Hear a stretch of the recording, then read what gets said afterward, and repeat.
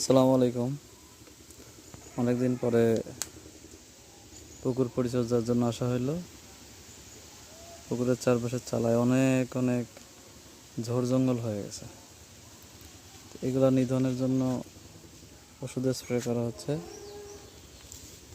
দু একদিনের মধ্যেই এগুলো সব আবার পরিষ্কার হয়ে যাবে।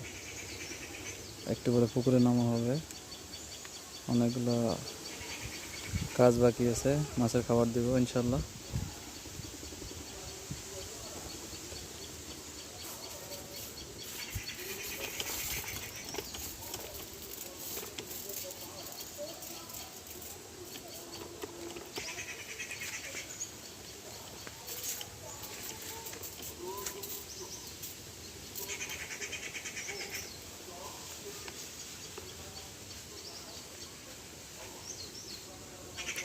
পুকুরের পানির কালার একটু খারাপ।